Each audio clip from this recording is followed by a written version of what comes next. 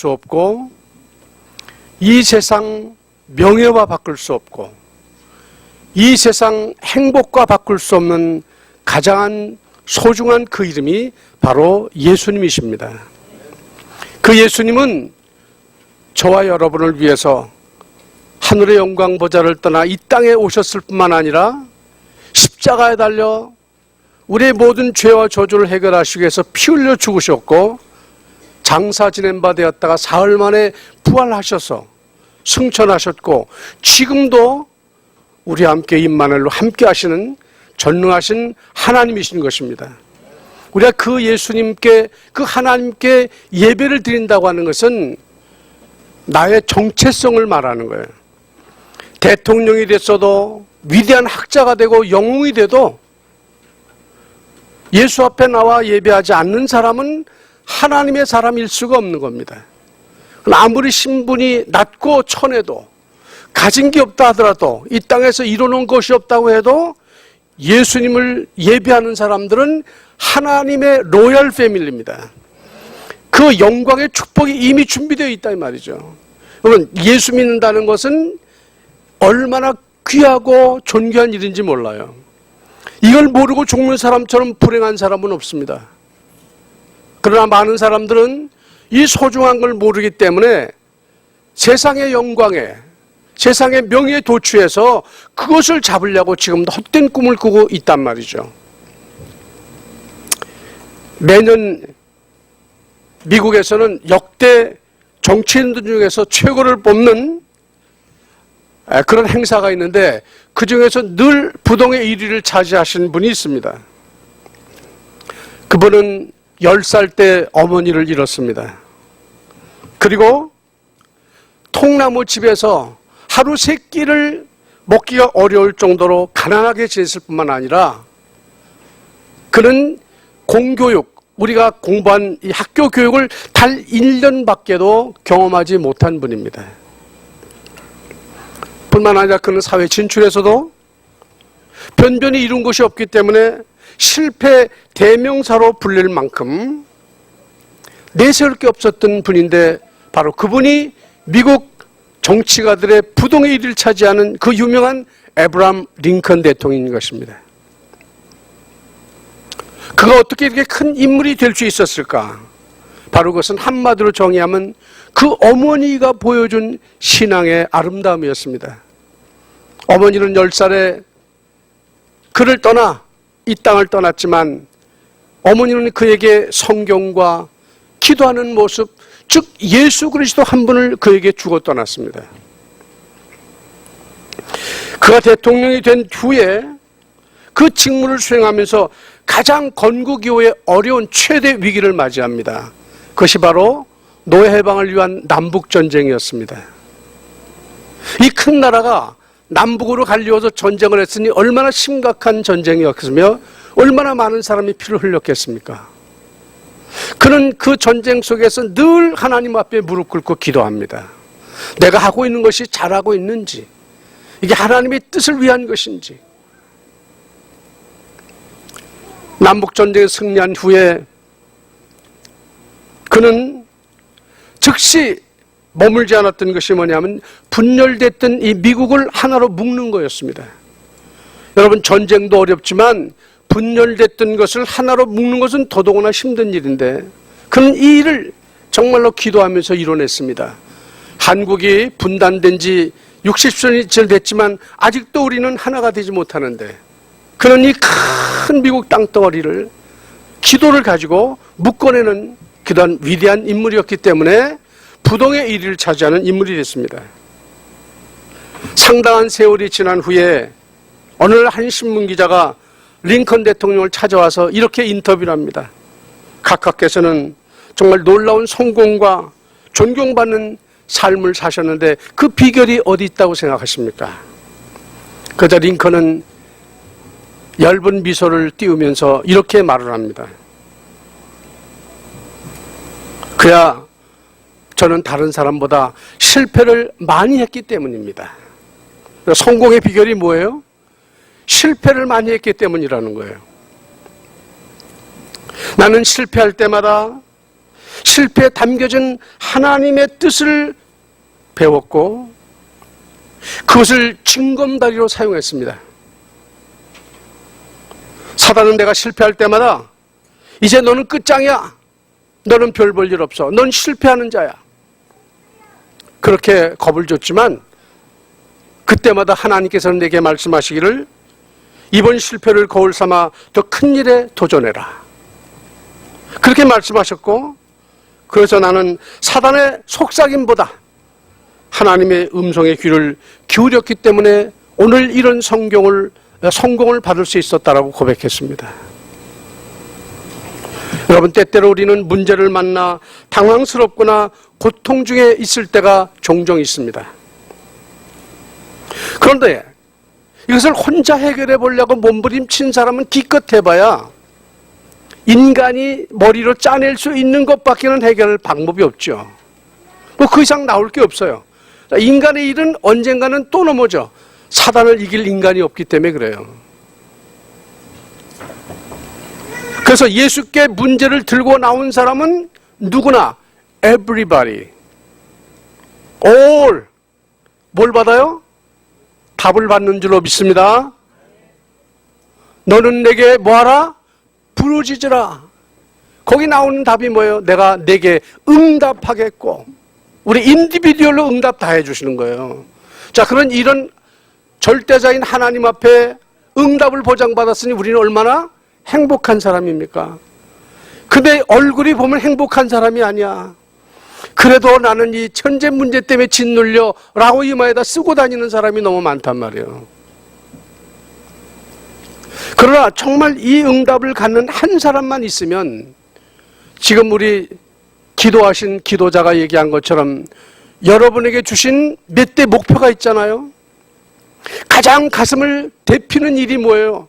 우리 후대를 어떻게 하면 살려볼까 하는 렘넌트 공동체 훈련장을 세우는 건데 우리는 그것을 하기 위해서 뭐 하려고 들어요? 내가 가진 것으로 헌금하려고 생각해. 근데 우리가 가진 건 그걸 하려면 너무 모자라. 근데 누가 하시면 됩니까? 대답 좀 크게 하세요. 이럴 때는 누가 하시면 되죠? 누구의 하나님이? 나의 하나님이 하시면 되는 거예요. 그분이 하시고자 다 준비해놨단 말이에요. 그런데 문제는 이것을 기도하는 사람이 믿음이 없는 거야. 기도하면서도 믿질 않아. 정말 될까? 여러분, 이런 불신앙이 오늘 완전히 무너지는 날이 되기를 주의 이름으로 축원합니다. 오늘 예배 나왔다는 건 뭐냐? 나의 문제를 발견하고 이것을 말씀으로 해답을 얻는 거죠. 우린 지금 누구 앞에 와 있어요? 전능하신 하나님 앞에 앉아있는 하나님의 패밀리다 이 말이죠. 얼마나 행복한 시간이에요, 이 시간이. 이 밤이 다가도 계속 말씀을 들었으면 좋겠다는 간절한 열망이 계속 불타야 되는데 우린 조금만 넘으면 몸을 비비고 오고 어떻게 돼요? 빨리 끝났으면 좋겠다. 이게 우리의 체질이란 말이에요. 여러분, 비틀지 않아도 끝나는 시간이 와요. 그게 언제일까요? 오늘 밤이 지면 끝나야 되고 우리 일생이 끝나면 가야 돼요. 저도 여기 앞에 있는 렘넌트처럼 6살 때가 있었고 10대 때가 있었고 20대 30대 있었다니까. 제가 70이라는 나이가 되리라고는 전혀 꿈에도 생각 못했습니다. 놀래지도 않으시네 보니까. 근데 어쩌다 보니까 금방 70이 됐어요. 근데 이 70에 깨달은 게 뭐냐? 내가 너무 헛짓을 많이 했구나. 정말 이 예수 안에 모든 게 다 있는데 이것을 못 가졌기 때문에 내가 계속 속았구나. 말은 끊임없이 들었죠. 그런데 그것이 누구께 안 됐어요? 내 것이 안 됐어요. 전부 다 한쪽 귀로 듣고 나가버렸단 말이죠. 근데 오늘은 한 번만 예배를 제대로 참석해서 깨닫기만 하면 여러분은 일생의 최고의 가치 있는 시간을 갖게 되는 것이고 이제까지 내가 경험하지 못했던 하나님의 현존하심을 맛보는 은혜 시간이 될 줄로 믿습니다. 그래서 우리가 예배를 드릴 때는 아주 몰입해서 은혜를 받고 응답받는 성도가 되겠다는 자세를 가지고 교회에 와야 돼요. 그러기 위해서는 먼저 어떻게 해요? 미리 와야지 예배는. 그런데 하다 보면 준비하다 보면 꼭 습관적으로 예배 땡쳐야 들어오는 사람이 있어. 아니 그 사람은 체질이 안 바뀌더라고 보니까. 근데 먼 사람이 아니라 거의 가까운 사람이 그래요.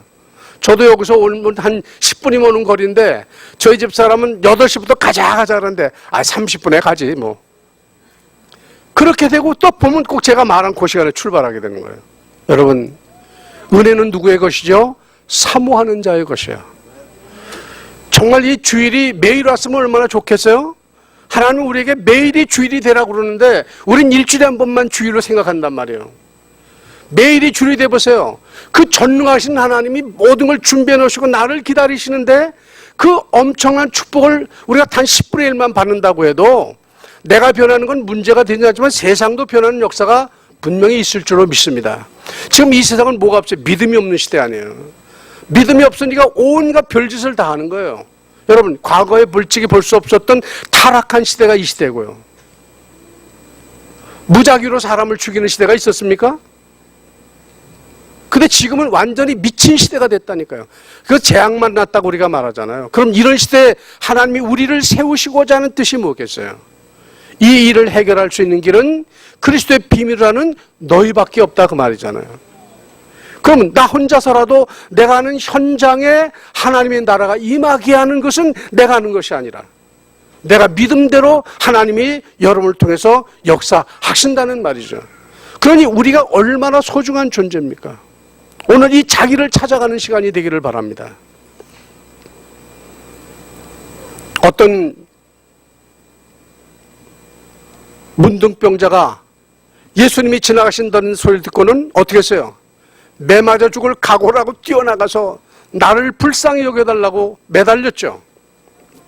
그것처럼 그런 심정으로 우리가 이 풍랑만난 재앙만난 시대를 살려낼 수 있는 진짜 뭐가 돼야 돼요? 시대적인 그리스도의 제자가 되려면 오늘도 나는 누가 필요하죠? 오직 그리스도가 필요합니다. 이런 신앙 고백으로 하나님의 말씀을 정말로 100%내 것으로 받아들이는 그런 큰 그릇으로 변하는 은혜 시간이 되었으면 좋겠습니다. 오늘 본문에 보면 언약을 깨고 선악과를 따먹은 아담 부부가 에덴 동산에 거니시는 하나님의 음성을 들었어요. 여러분, 선악과를 따먹는 순간 당연히 어떻게 나오셔야 돼요? 와장창 둥탕하고 뭐 천둥 번개를 치면서 그냥 아담 부부를 들었다 놔야 되지 않겠어요? 근데 먹었는데 아무 소리가 없는 거야. 근데 이들이 무서워서 숨어있는 그 손장에 하나님이 거니시는 소리가 들리는 거예요. 그러면 하나님이 거니는 소리가 뭐 발자국 소리가 저벅저벅 들렸겠어요? 제가 상상하기는 그래요. 얘네들이 어디 갔지? 이때쯤 나올 텐데 왜 안 오지? 근데 그 소리를 듣고 딴 때가 됐으면 아담이 어떻게 했을까요? 하나님! 그러고 나갔을 거예요. 그런데 그 음성을 듣고 피하였다 그랬단 말이에요.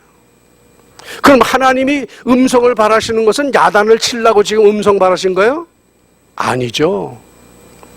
죄진 걸 뻔히 아시는데 아담이 그 순간에 회개하고 나오기를 바라시는 거야. 기다리시는 거란 말이죠. 이 하나님의 사랑은 너무 깊잖아요. 우리 같으면 내가 뭐라고 그랬어? 너 매 맞아야 돼. 너 망해야 돼. 이래야 되는데 전혀 그러지 않으시고 기다리시는 거예요. 어느 때까지 기다리셨어요? 날이 서늘할 즈음이면 이미 저녁 시간이 될 때까지 기다리고 계신 거예요. 서성거리시고 지금 돌아오기를 기다리신단 말이에요. 근데도 에덴 동산 나무 사이에 숨어버렸어. 드디어 주님이 하나님이 등장하시잖아요. 뭐라고 그래요? 9절에 보니까 아담아 내가 어디 있느냐. 그럼 하나님이 아담이 어디 숨었는지 몰라가지고 장소를 몰라서 물어보시겠어요? 하나님은 다 아시죠? 이미 아담이 범죄할 것도 알고 계신 하나님이셔요. 그러나 그에게 이미 답을 주셨잖아요.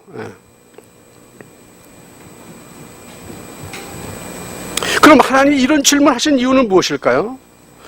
내가 어디 있냐고 하는 이것은 장소를 말하는 것 같지만 내용을 보면 전혀 장소가 아니라 무엇 때문에 네가 여기 있느냐, 누구 때문에 라고 하는 그 사람의 상태와 그 다음에 관계를 지적하신 내용이라는 사실을 알 수 있습니다.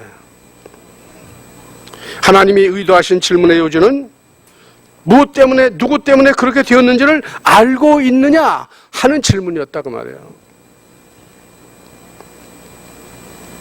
아담이 선악과를 따먹어서 그렇게 된 것 같고 하와의 잘못으로 그렇게 된 것 같고 뱀의 유혹 때문에 그렇게 된 것처럼 보이지만 사실은 그런 요소보다는 눈으로 보이지 않으나 실제하는 이 사단에게 속았다는 사실을 일깨워 주시려고 하는 하나님의 음성인 것입니다. 왜? 사단이 누구죠? 요한계시록 12장 6절로 9절에 보면 분명히 하늘에서 영적 전쟁이 있었고 사단이 져서 쫓겨났어요. 근데 그 사단이 하는 정체성이 뭐냐면 온 천하를 꿰는 자다, 유혹하는 자다 이 말이죠. 그러니까 이미 그 사단이 하나님을 대적하려는 마음으로 누구를 공격해야 돼요? 하나님 형상 닮은 아담을 공격하는 거야, 그 목표가. 그래서 하나님이 창세기 2장 15절로 17절에 이미 주었단 말이에요. 지키고 다스릴 것을요. 그러나 아담 부부는 이거를 놓쳐버렸어요. 여러분, 이 말씀은 믿지 않는 사람에게 준 것 같지만 실제로 뭐예요? 제대로 믿어보려는 사람에게 준 말씀이라고도 봐야 되잖아요.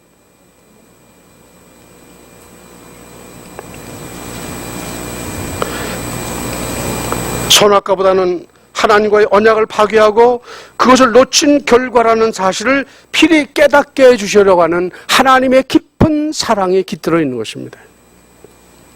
그렇다면 이 질문은 아담 한 사람에게만 한 질문이 아니라는 것을 우리가 알 수 있죠. 다시 말한다면 아담 이후의 모든 인간들, 즉 오늘 우리에게도 동일하게 던지시는 질문인 것입니다. 그리고 이 질문을 한 번만으로 끝나는 게 아니라 우리의 삶의 현장에서 살아가는 동안 계속해서 던지시는 거예요. 우리가 처한 상황과 환경과 때때로 접하는 사건과 문제, 그리고 모든 만남 등등에서 우리 일상생활에서 계속해서 내가 어디 있느냐 물어보시는 겁니다.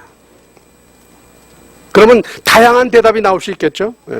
잘 믿는 사람은 하나님, 제가 말씀대로 가고 있습니다. 근데 오늘 말씀대로 못 갔네요. 어떻게 하면 되죠?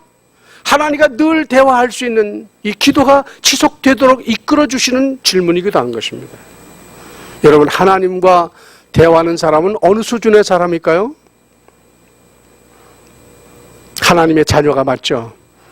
근데 하나님께서 자녀 삼았는데 하나님과 교제를 안 하시는 분은 하나님과 교제 되는 자녀이기를 뭐한 거예요? 포기한 사람. 축복을 원치 않는다라고도 말할 수 있잖아요.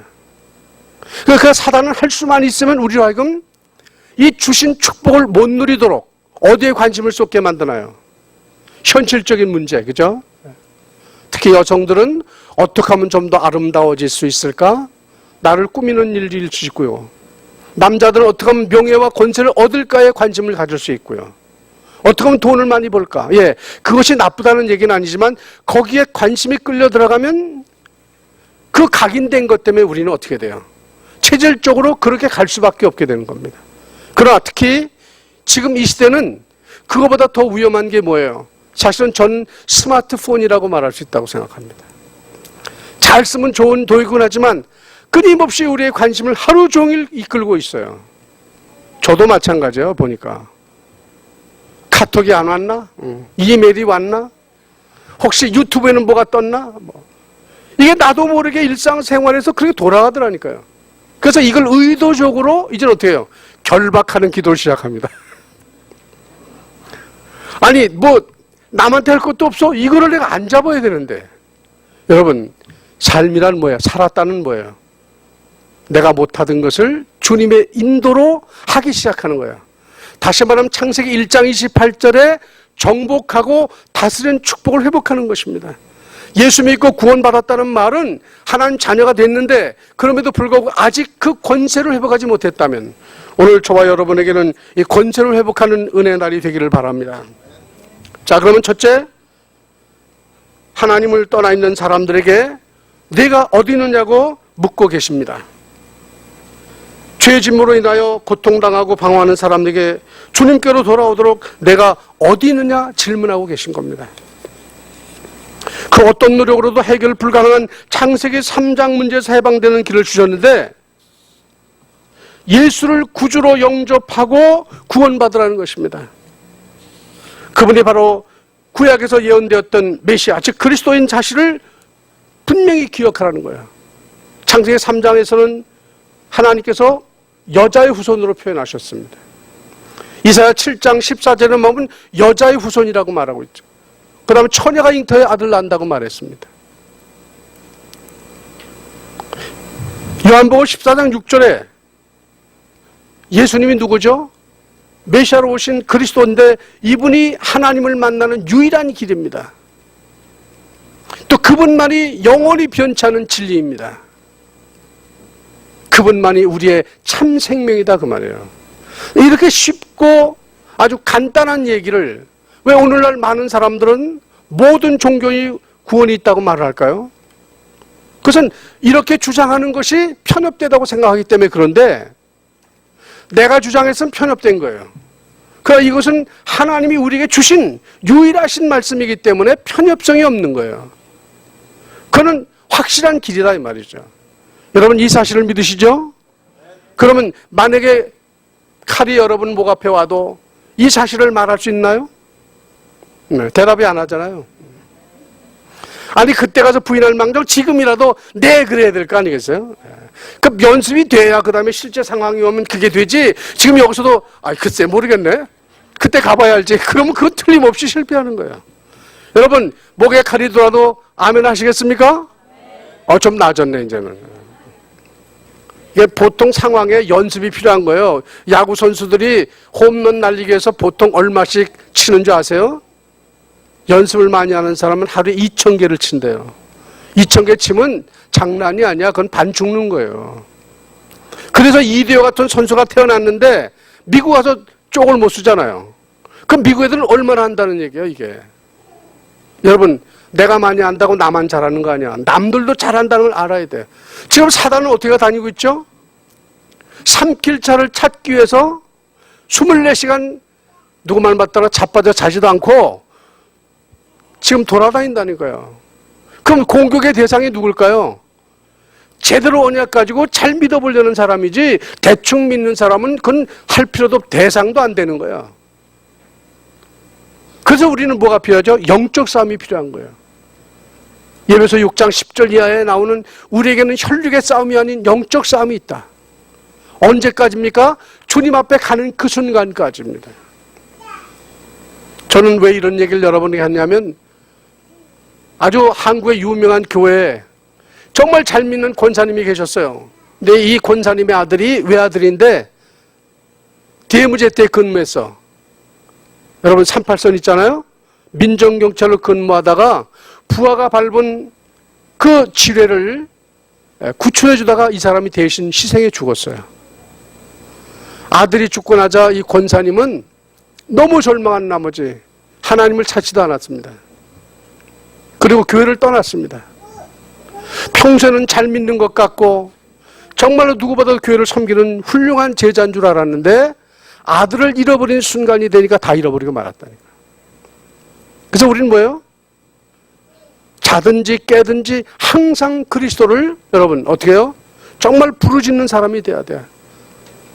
저는 꿈에서라도 제가 그분을 부르기를 원합니다. 진짜 열망이 있을 때는 그렇게 되더라니까요.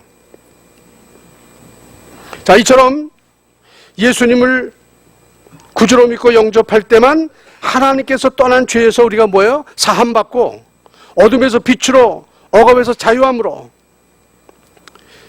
계속해서 마귀의 자식에서 하나님 자녀의 신분으로 이게 바뀌는 것입니다. 예수님을 구주로 모셔드리면 바로 신분이 하나님 자녀로 바뀌는 건 사실이지만 육신의 삶의 상태나 예습성은 바로 변하는 게 아니잖아요. 어떻게 변하죠? 말씀을 듣는 만큼 기도하는 만큼 점진적으로 변해가는 거예요. 데이 바이 데이. 이것을 성화라고 말하는 겁니다.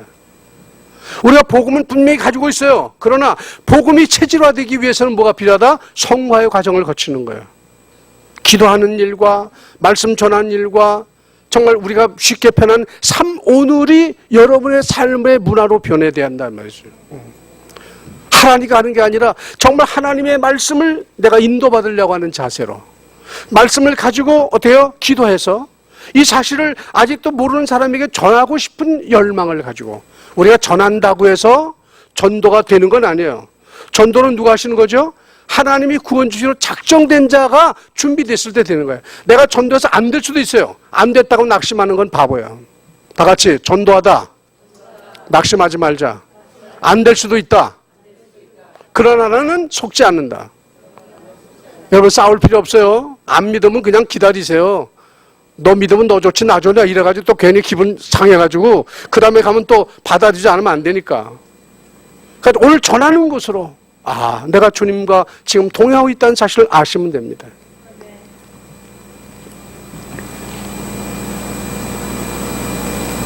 이처럼 우리가 점진적으로 변하기 때문에 매 순간마다 우리는 마음과 생각이 어떤 상태에 있는지를 뭐 해야 돼? 점검해야 되는 거예요. 기분 나쁘다, 속상하다, 또는 불쾌하다, 신경질 난다 그럴 때 하나님이 내가 어디 있느냐, 너 어떤 상태에 있느냐고 질문하시는 질문을 들을 수 있어야 돼요. 그럼 어떻게 하면 돼요? 내가 그리스도와 함께 십자가에 못 박아 죽었지? 내가 화낼 필요가 없지? 무엇 때문에 화를 내는가? 자기 자신을 점검해 보라고 말이죠. 나의 숨은 동기를 내려놓고 진실로 성령의 인도를 받으려고 기도할 때 주님께서는 내 마음과 생각을 지혜와 평강으로 다스려 주시고 생명 살리는 결과를 나타내실 것입니다.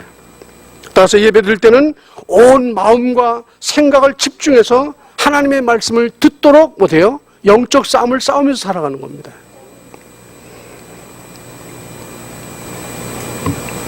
그렇지 않을 때 사단은 우리의 마음과 생각을 흔들어 말씀을 빼앗고 은혜를 못 받게 방해하는 것입니다. 여러분 교회 왔다가 갔는데 아무것도 생각이 안 난다. 상당히 은혜 많이 받은 걸까요? 다 놓치고 가는 거 아니에요? 어디다가 놓치고 가요? 요것을 받고 요거다 다 쏟고 가는 거야. 그러니까 어떻게 해야 돼요? 말씀을 잃어버리지 않으려고 몸부림쳐야 되는 거야 이거는. 물론 열심히 기록을 해야 되지만 여러분 기록한 거 집에 가서 보시는 분 몇 프로 될까? 제가 지난 25년 한 동안에 노트가 얼마나 많은지 몰라. 근데 제가 이사 올 때 다 놓고 왔어요. 보니까 아이고 이렇게 열심히 썼는데 그동안 너무 안 받구나 하는 생각이 들어가기도 하고. 그게 어떡하나 저는 그겁니다. 제가 신학교에서 강의할 때든지 설교할 때 가능하면 뭐로 들어라? 마음으로 들어라. 기도하면서 하나님 이 말씀이 내 마음에 각인되게 해주시고 기억나게 해주시옵소서. 그럼 하나님이 그거는 야 곤란하다 너 IQ가 그거밖에 안 되는데 되겠냐 그렇게 말씀하시지 않아요. 아무리 IQ가 낮아도 기도하면은 하나님 반드시 IQ 200 이상의 역사로 이루실 줄로 믿습니다. 그러니까 뭐가 중요하냔 말이에요. 말씀 순서 안에 하나님과 화답하는 거예요. 그 말씀이 내 안에 각인되기를 원합니다.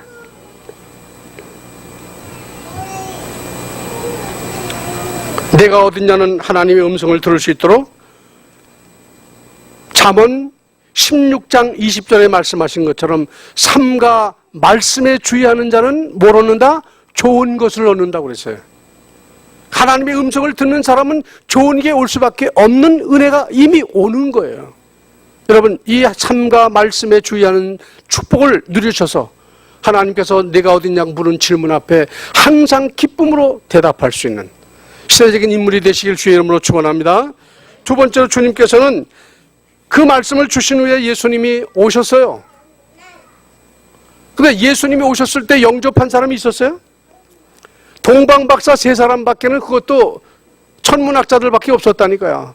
이스라엘에 와가지고 메시아가 어디 철성했냐고 물어보니까 성경학자들과 당시의 제사장들이 하나도 몰랐어요. 아주 대소당이 났다고 그러지 않았습니까? 왜 그랬을까요? 사람들이 말씀 듣는 귀가 없는 거예요. 하나님과 소통이 제대로 안 되고 있다는 말이에요. 오늘 우리는 그러면 어떨까? 우리 이 시대를 보고 지금 현실을 보면서 나는 하나님의 심장을 가지고 이 시대를 진단하고 말씀으로 답을 줄 수 있는 사람이 되고 있는가? 그러니까 예수님이 물어보십니다. 다 제자를 풀어놓고 보신 다음에 얘들아 세상 사람들이 나를 누구라고 하더냐?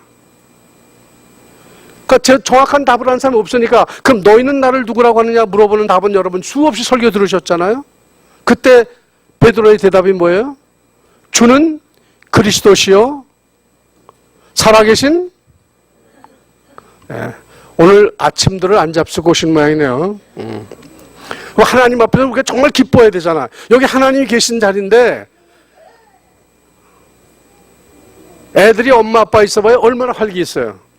우리 하나님 앞에서 대답하는 말, 죄송하지만 정말 어린애가 된 심정으로 하나님 앞에서 그런 자세로 좀 젊어졌으면 좋겠어요. 주는 그리스도시요? 아멘, 할렐루야. 정말 그리스도 언약교회 여러분은 이 시대에서 제일 뛰어난 교회, 가장 건강한 교회, 후대살리 교회가 될 줄로 믿습니다. 한 사람만 있어도 되는데 여러분이 얼마나 많으시단 말이에요. 미국 50개 주를 뒤집어 놓는 역사가 있겠습니다. 자, 예수님께서 이 땅 위에 메시아로 오셨어요. 그리스도로 오셨음에도 불구하고 처음에는 모를 수 있죠, 그죠? 근데 예수님이 그냥 물어본 게 아니란 말이에요. 그동안 오셔서 맹물을 포도주로 바꿔놓으시는 기적을 행하셨고,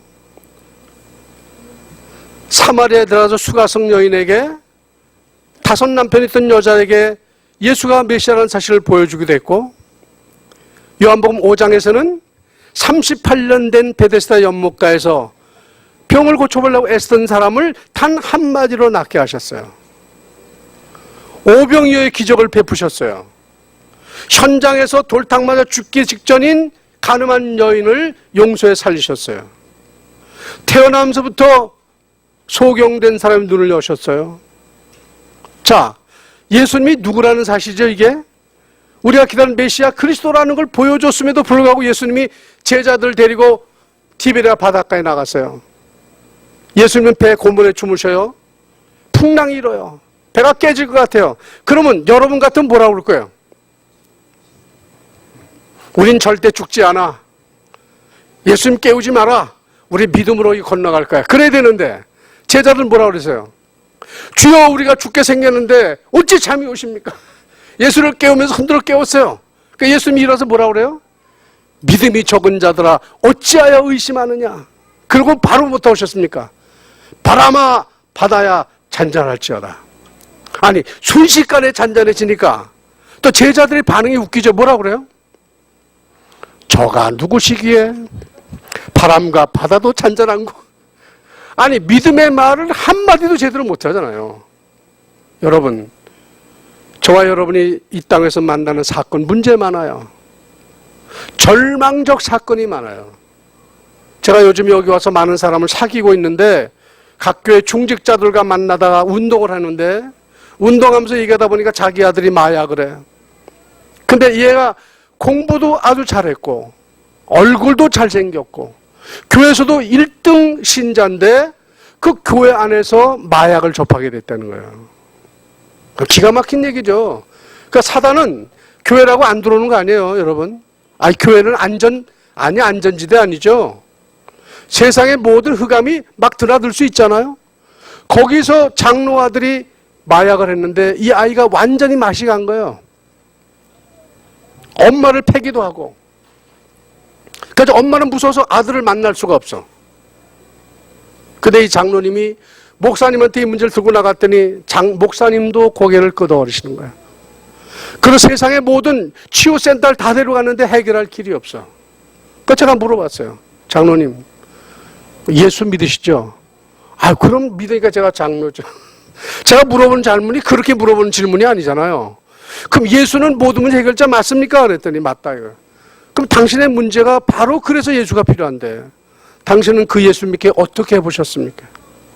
기도도 해봤죠. 금식도 해봤죠. 근데 해봤지만 뭘 못 만난 거예요? 살아 역사하시는 응답하시는 주님을 못 만났다 그 말이잖아요. 그러면 그분이 창조주요 만물의 주인이신데 마약 문제 해결하는 못하겠어요?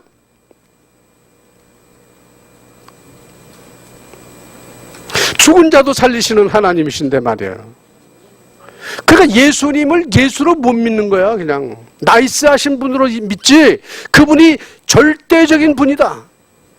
그분이 우리 주인이시다. 구세주라고 믿지 못하기 때문에 인생 문제 한 개 딱 부닥쳐버리고 마는 거예요. 여러분, 예수 믿는 사람이 그리스도 믿고 해결 못하면 세상 사람이 여러분의 전도를 듣고 교회 나올 수 있을까요? 진짜 생각해 봐야 돼요. 그러니까 우리는 절박한 문제에 만나서 한 번 정도는 그 살아계신 예수님을 체험해 봐야 돼요. 기도로 한번 붙어봐야 된다 이 말이죠. 구하라 주실 것이요, 두드리라 열릴 것이요, 찾으라 그리하면 찾을 것이라고 약속하신 그 하나님이 나의 하나님 되시고 지금 살아계신 것을 체험할 수 있기를 주의 이름으로 축원합니다. 너는 나를 누구라고 하느냐? 여러분, 예수님을 물로 보면 되겠어요? 모든 많은 종교에 그저 한 사람 정도로 생각하면 되겠어요? 그건 말도 안 되는 거예요. 요한복음 1장 1절을 읽으면 태초에 말씀이시고 그 말씀은 하나님이고 그 하나님이 바로 예수님이다 그 말이에요. 그 예수님이 나와 함께 하는데 여러분, 부러울 게 뭐 있고 두려울 게 뭐 있어요? 오늘 이 땅을 떠나도 바로 우리는 어디 가요? 그 하나님 세계에 가는 거예요. 여러분, 생명을 내놓을 만큼 말씀에 대한 확신이 있으면 이 땅에 아무것도 무서운 건 없는 거예요. 그래서 내가 아끼는 요것만은 안 된다고 생각하는 게 있으면 그거는 우상이 된다니까요.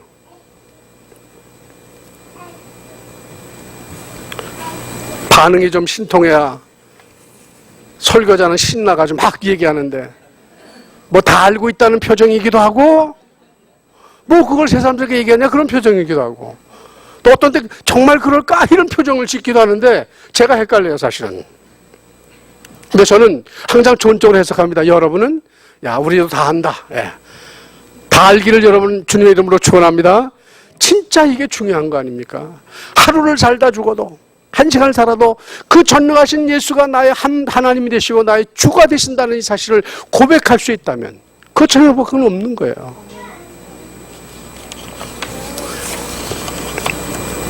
세 번째 질문입니다. 죽임을 이기고 살아나신다고 하는 약속을 제자들이 잃어버렸어요.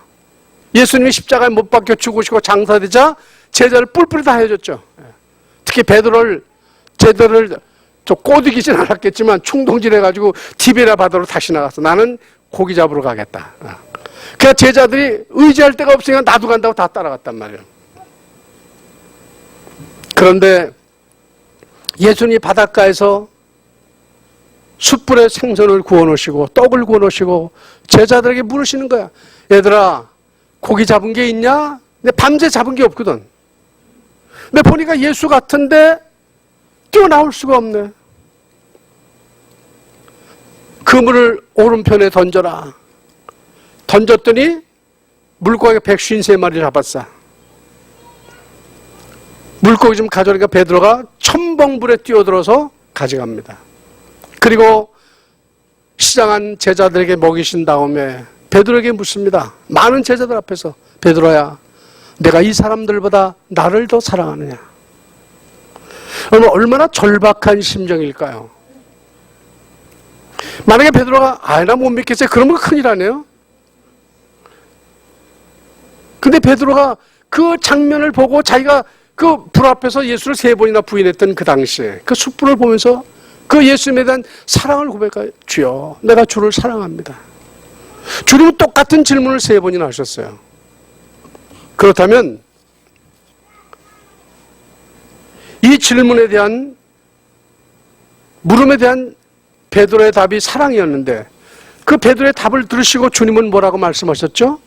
내 어린 양을 먹이라.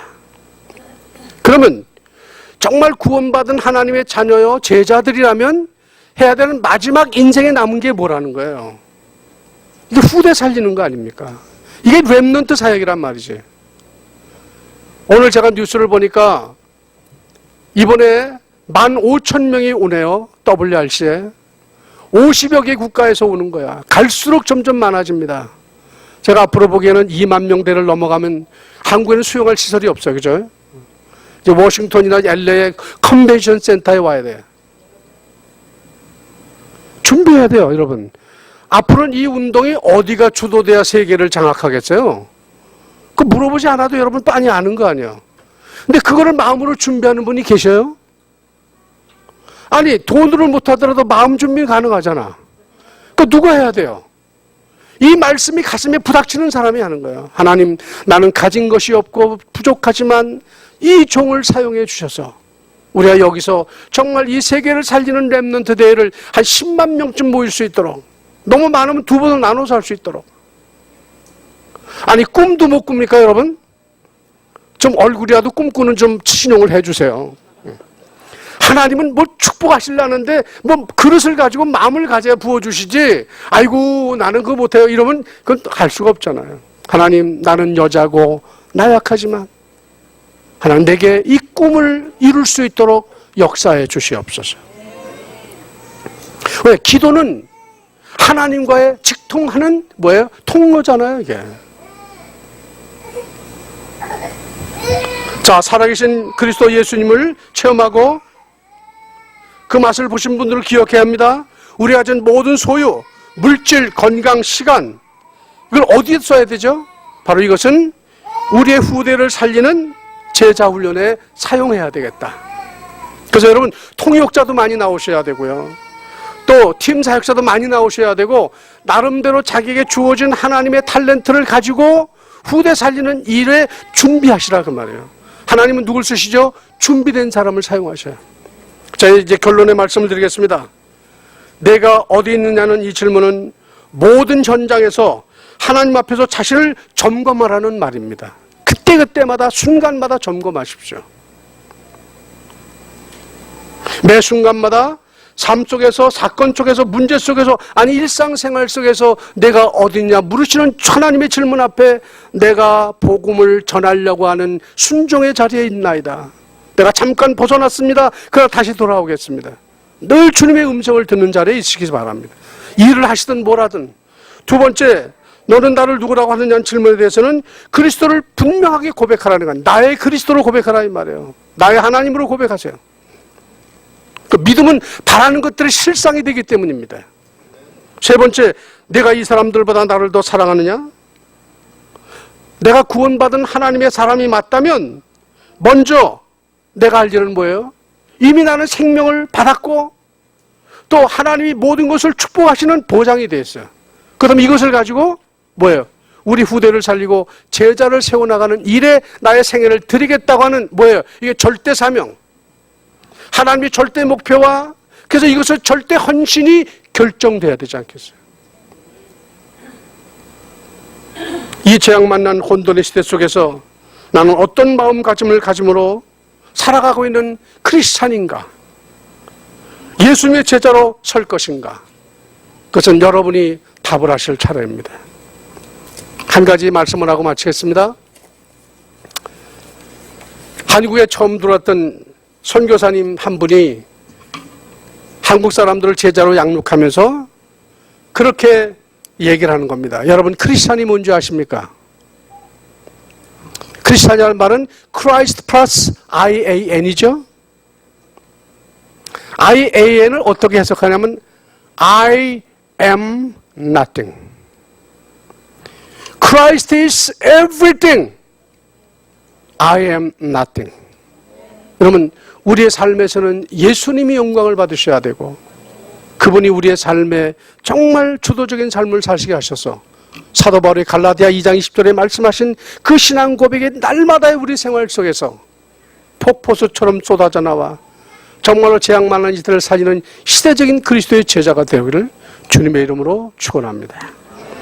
하나님 아버지 감사합니다. 말씀이 우리 마음속에 각인되게 하시고 나를 향한 하나님의 절대 목표와 그래서 이것을 하겠다는 절대 헌신이 무엇이며 저의 삶을 절대 사명을 확인하고 또 이를 따라가는 응답자들이 되게 하여 주시옵소서. 예수님의 이름으로 기도하옵나이다. 아멘.